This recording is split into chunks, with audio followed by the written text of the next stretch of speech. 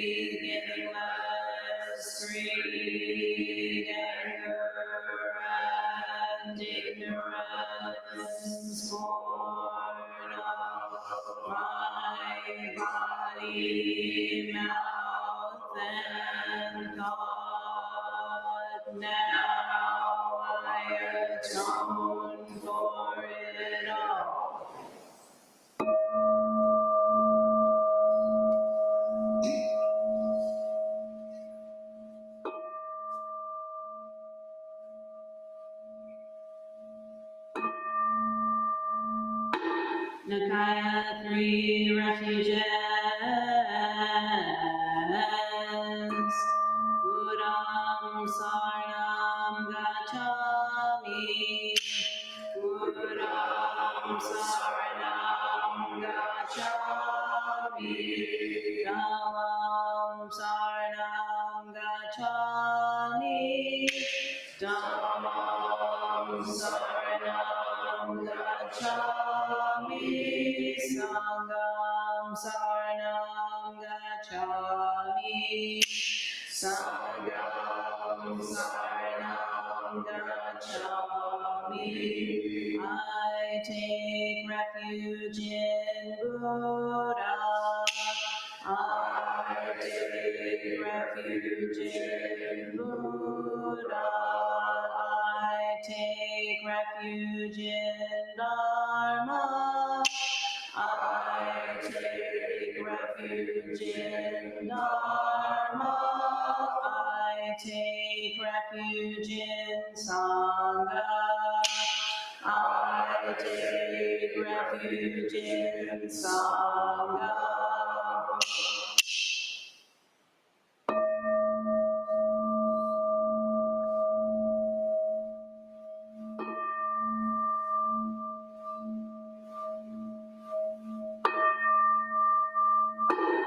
The 5 remembrances. I am of the nature to grow old. There is no way to escape growing old. I am of the nature to have ill health. There is no way to escape having ill health. I am of the nature to die. There is no way to escape death. All that is dear to me and everyone I love are of the nature of change. There is no way to escape being separated from them. My deeds are my closest companions. I am the beneficiary of my deeds. My deeds are the ground on which I stand. I am of the nature to grow old. There is no way to escape growing old. I am of the nature to have ill health. There is no way to escape having ill health. I am of the nature to die. There is no way to escape death. All that is dear to me and everyone I love are of the nature of change. There is no way to escape being separated from them.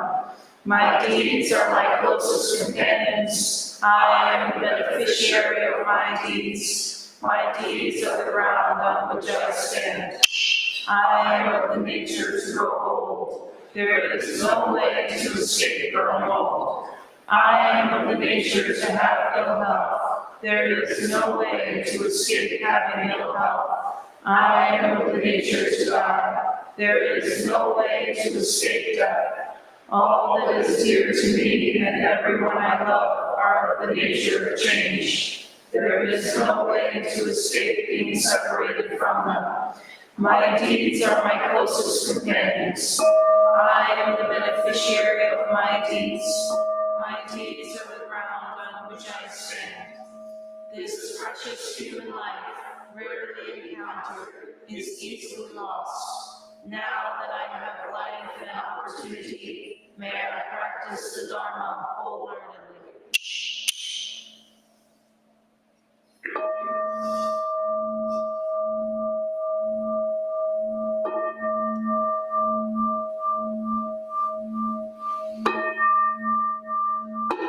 Mahayana refuge. In my heart, I take refuge in Buddha, Dharma, and Sangha. May I liberate suffering beings and bring them to great joy. May the compassionate spirit of love grow within me, that I may actualize the great way. In my heart, I take refuge in Buddha, Dharma, and Sangha. May I liberate suffering beings and bring them to great joy. May the compassionate spirit of love grow within me, that I may actualize the great way. In my heart, I take refuge in Buddha, Dharma, and Sangha. May I liberate suffering beings and bring them to great joy. May the compassionate spirit of love grow within me, that I may actualize the great way. Invocation of the lineage. I give thanks for the guidance of my teachers, for the lineage of teachers before them.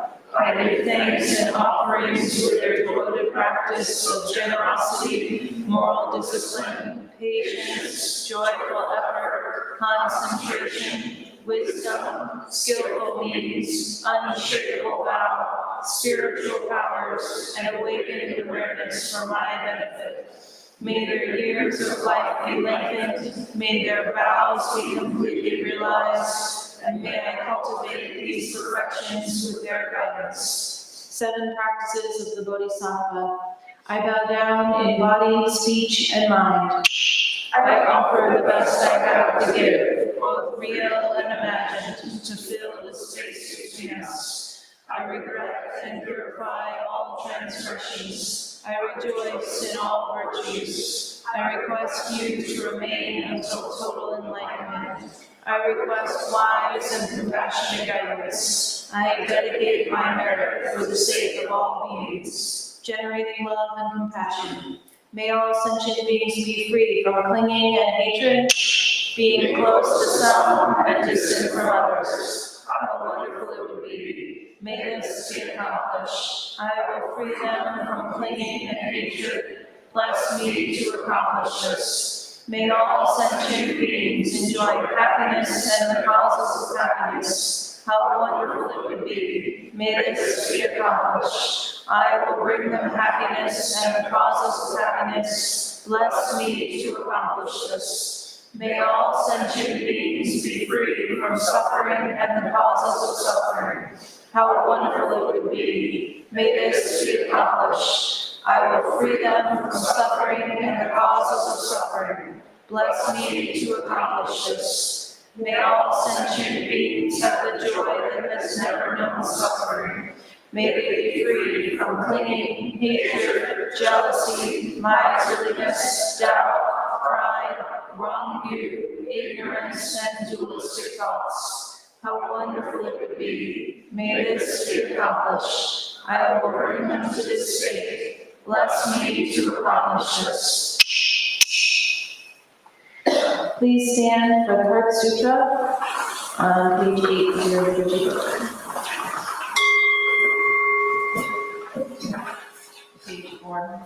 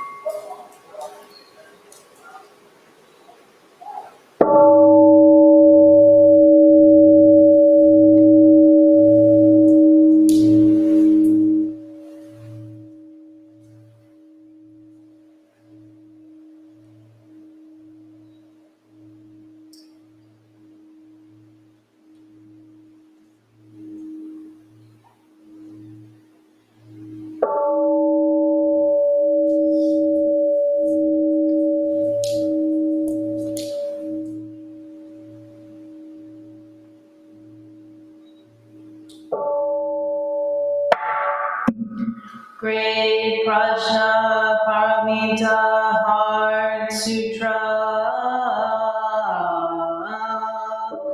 Avalokiteshvara Bodhisattva practicing deep Prajna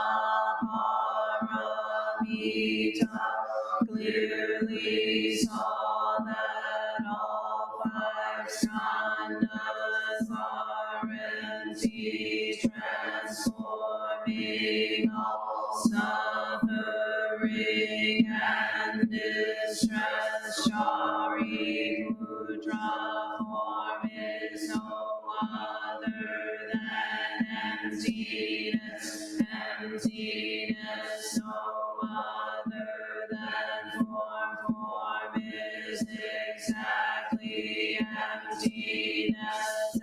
Emptiness exactly form. Sensation, perception, mental reaction, consciousness are also like this. Chari Mudra, all things are essentially empty, not born, not destroyed, not stained, not pure, without loss, without gain. Therefore, in emptiness there is no form, no sensation, perception, mental reaction, consciousness, no eye, ear, no tongue, body, mind, no color,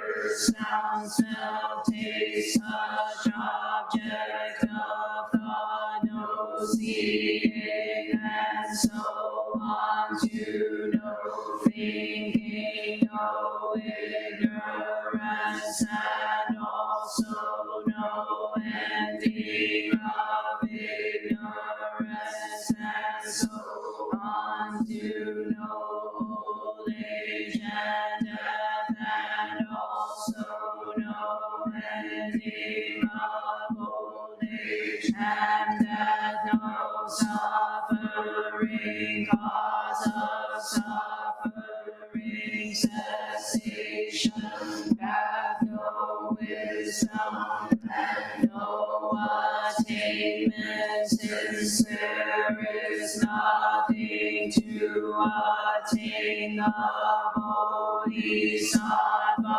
lives by Prajnaparamita, with no hindrance in the mind, no hindrance, and therefore no fear, far beyond delusive thinking. Right here is nirvana.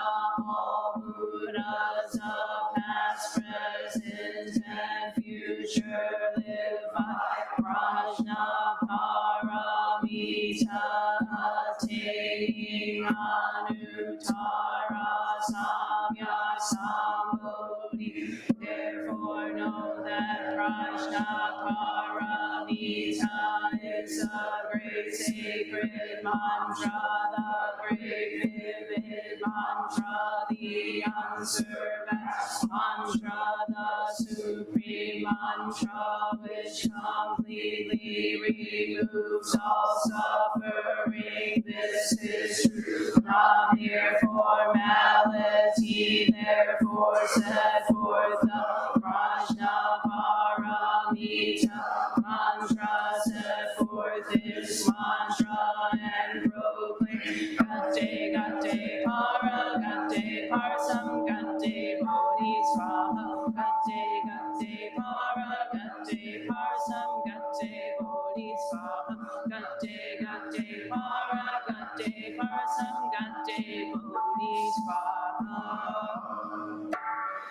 Infinite realms of light and dark convey the Buddha mind. All that is and we ourselves come forth in perfect harmony. We offer this sincere and devoted practice for the many beings of the 6 worlds, and dedicated and grateful thanks to the strength and sound practice of the Great Heartland Sangha and its teachers.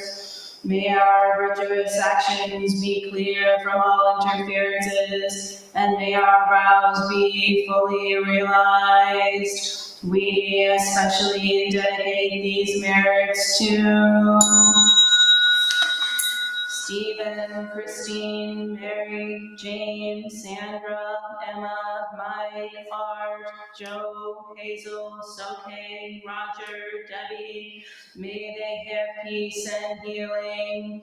And Angie, Jessica, and Donna at the time of their deaths. And those whose names we hold in the silence of our hearts, as well as those whose names we now voice aloud.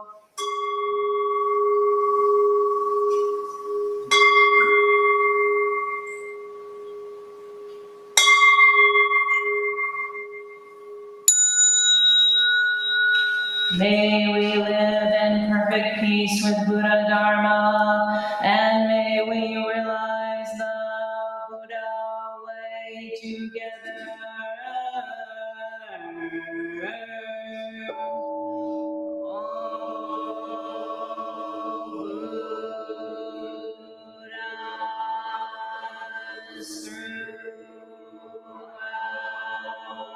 Space and time, all honored ones, Bodhisattvas,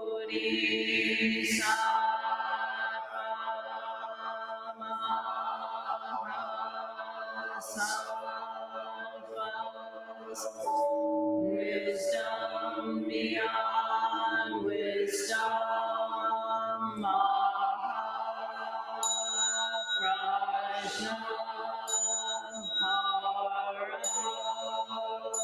Paramita.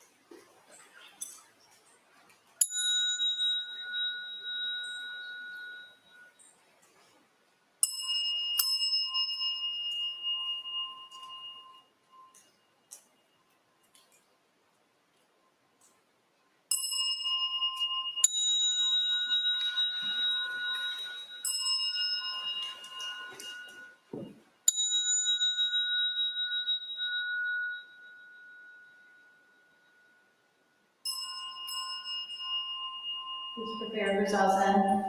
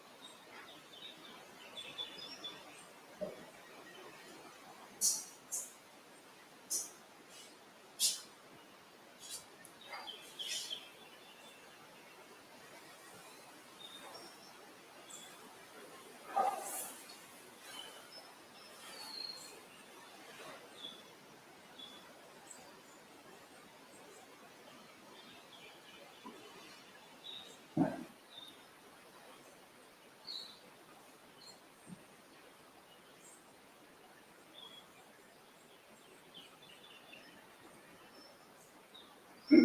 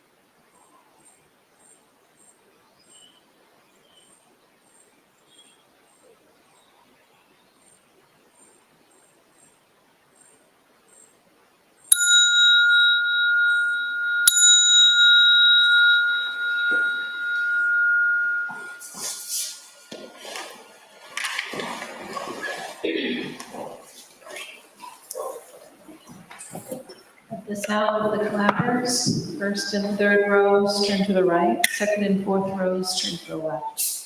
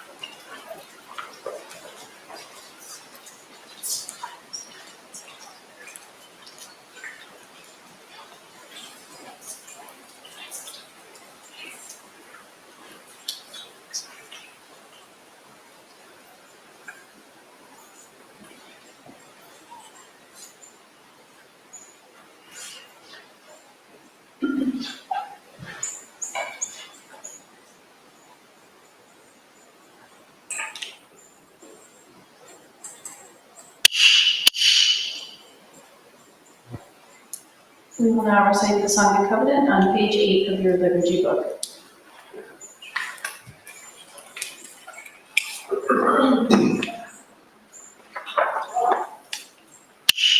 We, the Daishin Kokuji Sangha, with respect for the worth and dignity of each person, with wonder at the wisdom and compassion we seek to cultivate by practice, and with deep gratitude for the teachers of this lineage and our connection to one another, covenant to support each other by upholding the precepts of doing no harm, practicing good, and actualizing good for others.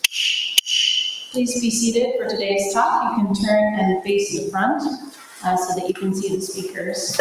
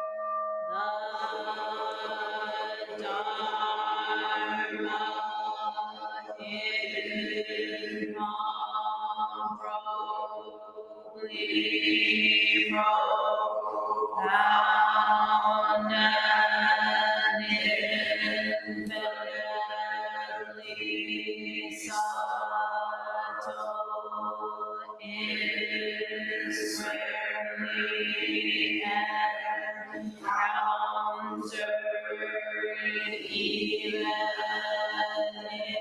in millions of ages. Now we see it, hear it, receive and maintain it. May we completely realize the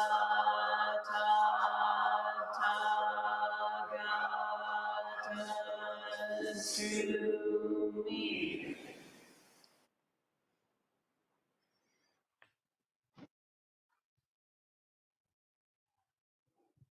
Welcome, everyone.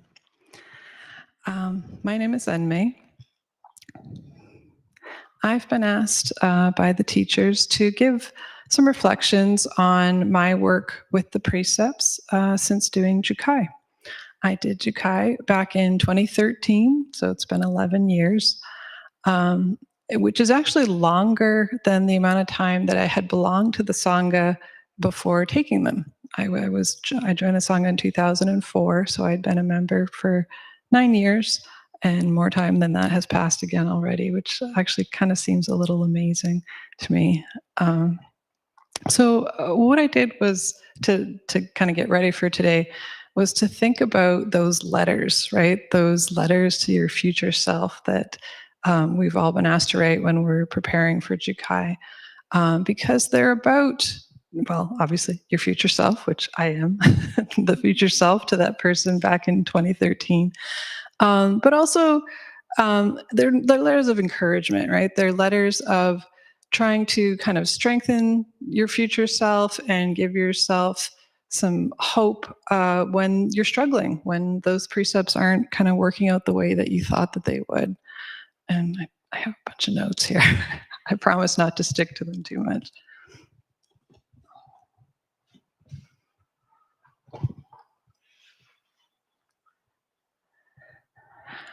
So the first one that I looked at was the way of not stealing. So I'm just going to read my one line and then my letter to my future self. I vow to take up the way of not stealing, making mindful use of my time, resources for the greater benefit of myself and others. Welcome, Julie. I thought I'd see you here before too long. First, remember that you are truly satisfied with what you have, and that new piece of clothing or technology or service is not going to fill a need beyond a few months or years. Or perhaps there is another way to meet that need that does not require a new purchase. Temperance is a wonderful word here. Temper your desires of the moment with your wider goals and values and see where your choices lie. A mindful choice will satisfy you so much more deeply than an excuse for an impulse. So I wrote that back in 2013, and it just kind of made me smile of how the more things change, the more things stay the same. Because I'm honestly not sure where I got the idea, but when people were making New Year's resolutions come the end of December, I kind of got this idea in my head that I would make a New Year's resolution not to purchase any clothing in 2024. Nothing. Not a shirt, not a sock, nothing. And, I honestly didn't think I bought that much clothes. I didn't think it'd be that hard of a resolution to fulfill. Like, whoop-de-doo. I have clothes that I bought 20 years ago. Like, it's not like I'm buying new things all the time.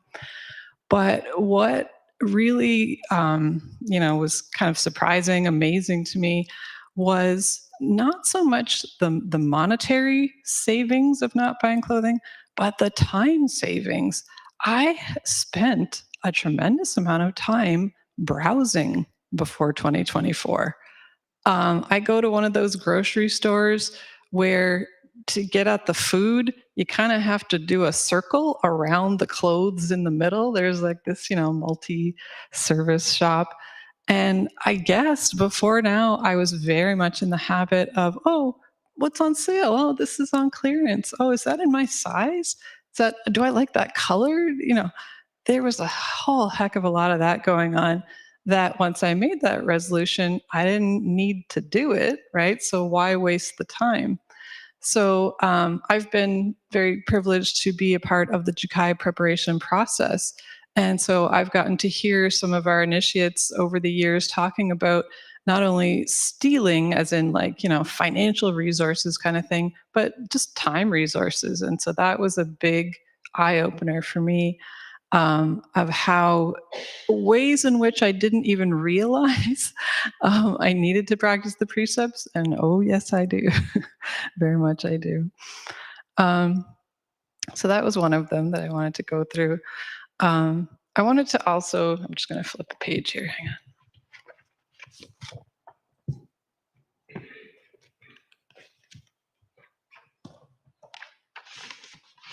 Yeah, the next one I wanted to look at was I take up the way of not speaking falsely.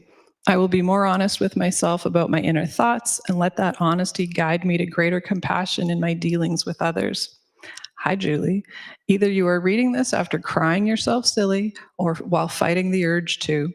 Listen to your heart. It's not just a poetic way of expressing honesty. Build in time between your perception and your reaction before you say something. Even your facial expressions and your tone of voice are conveying meaning. Be gentle with both.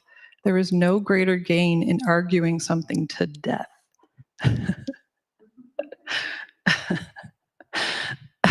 At the time, coming up on Kaishan and I's 20th wedding anniversary back then in 2013. So we're now 31 years into this marriage. And that.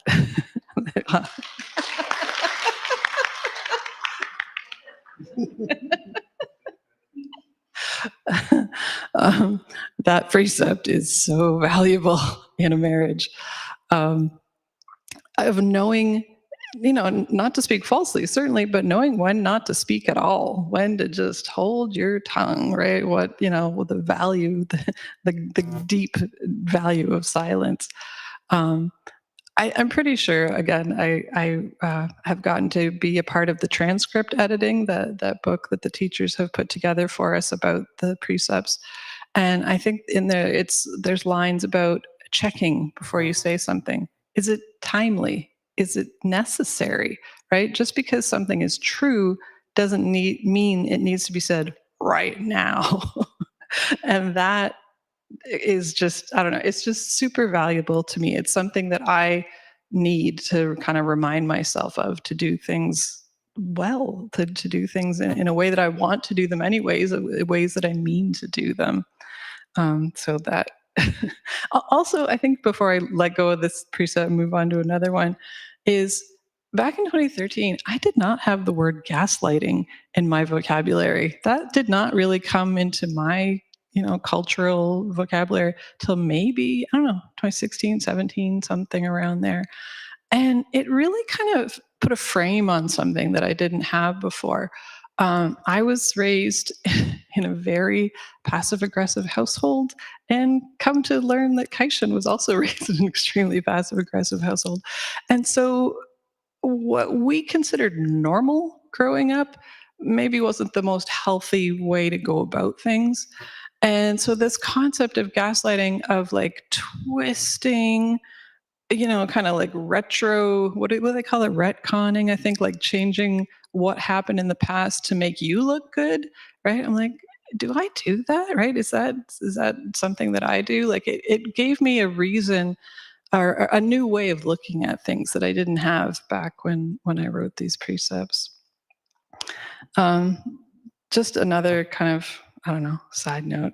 The last one that I wanted to talk about was not elevating the self, right, and putting others down.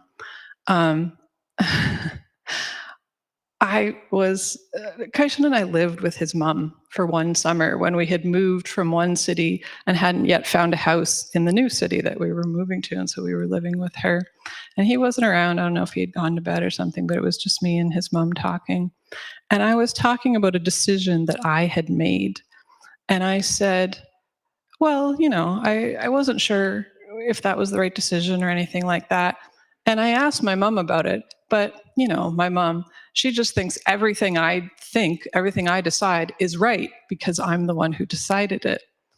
And Kaison's dear mother said, I grew up that every decision that I made, my mother automatically thought it was wrong because I was the one who was making it.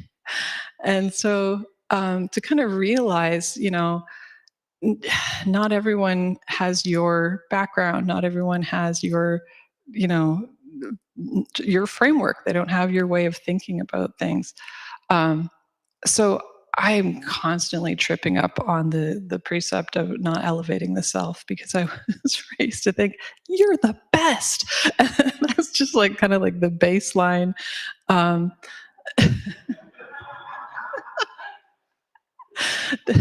to think that, okay, just because I think it doesn't necessarily make it the best decision. There are other possibilities and there are other perspectives. And I'm going to give Setcho a chance to talk. My name is Setcho. And I too have some notes for today. First off, I'd like to thank the teachers for giving us students the opportunity to share our experience with your teachings and these precepts. And thanks to the lineage for being here for us to meet us wherever we're at on any given day or point of life. I don't say this lightly, but our teachers did save my life. When I needed the precepts, I was in a place some might call rock bottom. Although I felt at the bottom of that, I did realize that spiral could continue quite a bit further into a self-destructive state. And without these precepts, without changing my life in a very, very dramatic way, I do think that's where I was headed. I found the temple and the teachers and the community at a time I was in the middle of a really troubled divorce. I sometimes now say that I don't know how I got so lucky as to lose everything, because in losing everything, I could really realize that the law of cause and effect is real. When I hurt people and I hurt myself, it really led to suffering, great deal of suffering. And so I was ready to change my programming, change the root operating system, as Roshi says, change and begin a lifestyle of practice that leads to liberation from that suffering for myself and others. And so, feeling the hurt and the pain of not living with my children anymore, or having to arrange my life in a way that I had to go to all of these services and all the meetings and all the things that I needed to do just to stay alive. It was a really tough and challenging time. And I came into the temple. I'd come maybe on and off here and there for a year, never quite realizing if Buddhism was the right thing for me. All the bells and bowing, I think at first was like, triggered my PTSD from Catholicism. And I was like, run away.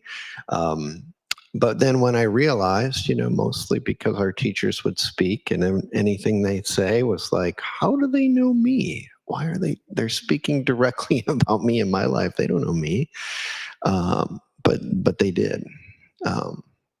And so I came in right after Kaishin and Shokai's class had taken the precepts. Like I really said, this is my place. And oh no, I missed it. I missed the class. And one of the folks who was around at that time said, well, you can take up the precepts today.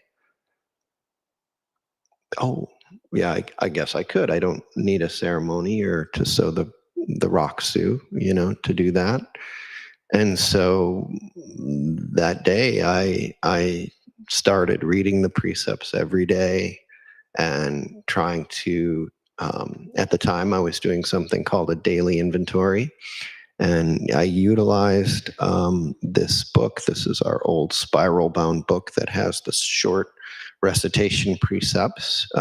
They're all of them on one page, and I would just use that every night to look at my life and how had I abided by or not abided by those precepts in that way.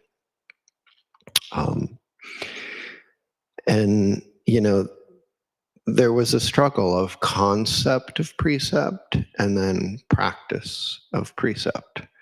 And the conceptual side, sure, that was really easy to get, like, oh yeah, I get this thing. And even the flip side, the not to do this, but, really cherishing and giving and doing the opposite, right? Like the way we write our precepts here is so unique because we get to write them for ourselves in the way that makes sense to us. We're not just adopting something carved in stone. And that really allowed me to give life to the precept and to see that it was a growing and living thing. And I could adapt it to the way I was showing up, speaking falsely one day, or one of my biggest struggles is expounding upon error. When somebody did wrong or something went wrong, or mostly it's me doing wrong, I make a mistake. That error just seems to find a loop on a record and come up every 10 seconds or so until I let it go or work with that. So working the precepts every day, using them in my life. At that time, it really was to, as Doan says, like stop the bleeding, do no harm, right? Like on a good day, that was maybe the best I could do was do no harm. And some days that's a still amazing practice. If that's all you can do is do no harm, step away from the argument, step away from saying the thing or doing the thing or taking the thing that might cause that trouble. My karma, my law of cause and effect was, sex, drugs, rock and roll, the American lifestyle. And which included, I think, in that rock and roll, the get ahead, the capitalist drive to, at any cost, and the anger, the heavy metal anger side of the rock and roll, which often for me tended to somehow seem justified, somehow seem that, in fact, I'll just point to what Dawn said this morning around not speaking falsely is to not contrive reality for yourself. And I found that really in the precept of anger, contriving reality. So I'm right, you're wrong, boom, this fire, hold on to that. And wow, so deadly and so hurtful. Yeah. And so a year later came time to actually take the precepts with the teachers. And we didn't have this beautiful 20-week course that we do now. We had a sweaty weekend in a barn out in Swanton where we gave a feast to the mosquitoes of our own bodies, and yes, and so that was really starting to bring a new facet to the precepts that I think today is much more built into those who are taking it, which is the community, the doing it together, right? Like precepts, no one can do them for you. You have to do them yourselves. But actually, we get to do them together all the time in community, and that was amazing. I still love and cherish all of my relationships from that Jukai class in my year. It's just so important to hold that, and some folks move on and go different ways in life, but the community and the importance of taking the precepts together is still very, very powerful. And I think I could call up any single one of those people today, or turn to anyone in the room wearing a rock suit today, and connect on a level that I can hardly find anywhere outside of this building and this lifestyle. So I'm grateful to the Sangha, all of you, for continuing to participate in the precepts and carrying these together. So moving from self-reliant to community-supported in the practice of the precepts was also life-changing, and I can't speak highly enough of that. And then, the learning experience with the teachers, continually practicing this with them, and moving from precept practice into session practice, as I did, and coming up to the next stages of training. I think the precepts were the earliest introduction of form and emptiness, of oneness, of unity and harmony and diversity.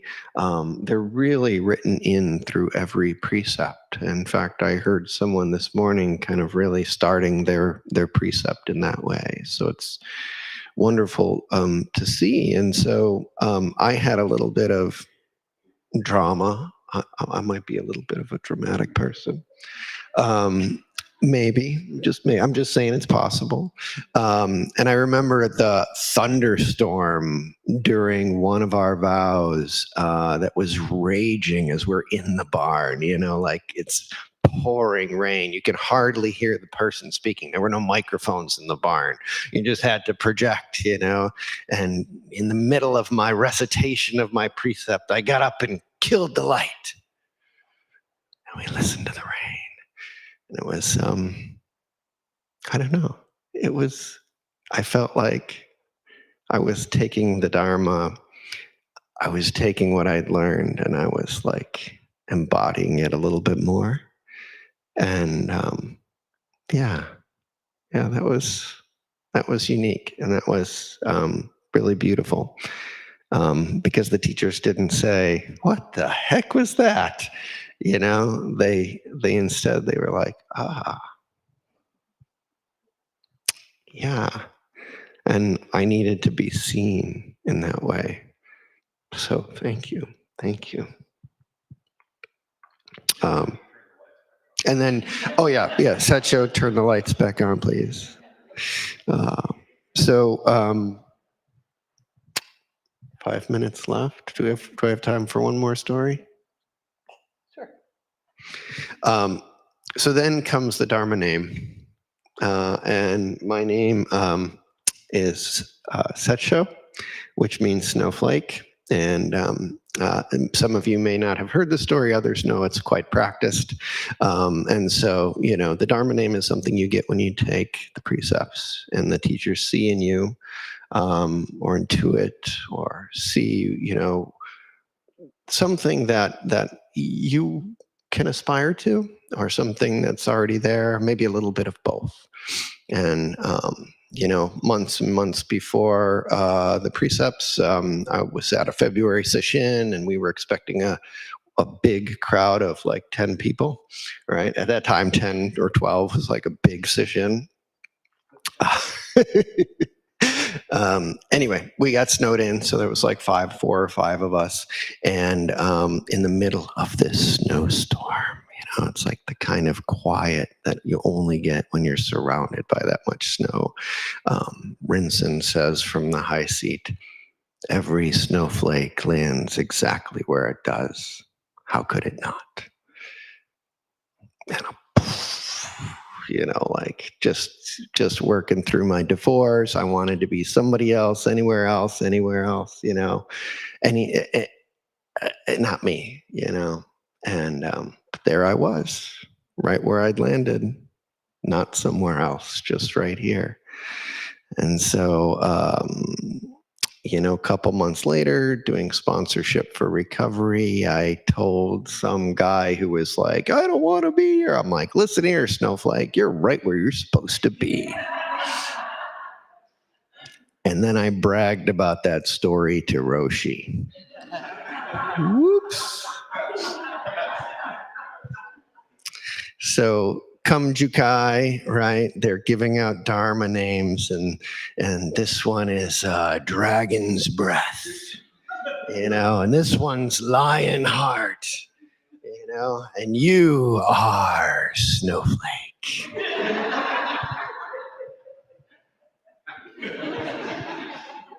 Yes, yes. What is your Dharma name, and what does it mean, Enmei? Enmei means circle of life. I guess, we do have a vow, a precept about not killing. And I think I struggled with it. Is it the first one of the grave precepts? I think I put a lot into it. Vulnerability. I put a lot of like, should I be saying this? Is this what this means? Is this the intention of this precept? And that, the circle of life has become so much more to me over the years, because it includes death, it includes life ending. In order for there to be a circle, things have to begin and end so they can begin again. So yes, I'm very grateful for my name.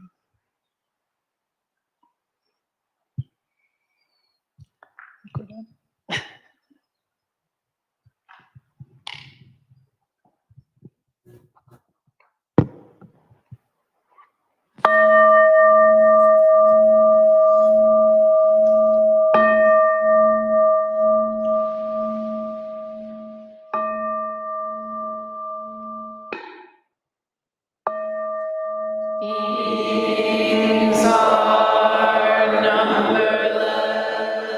I vow to free them. Delusions are inexhaustible. I vow to end them. Dharma gates are boundless. I vow to enter them. The Buddha way is unsurpassable.